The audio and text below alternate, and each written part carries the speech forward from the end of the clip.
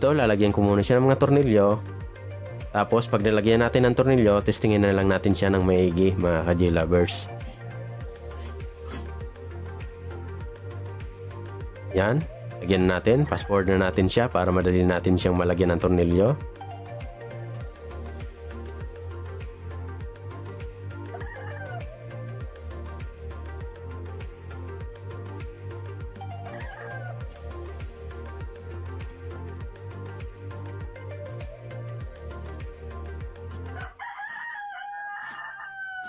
So bali, yan, tapos na natin malagyan ng tornilyo, iuna natin to, tapos testingin na natin siya.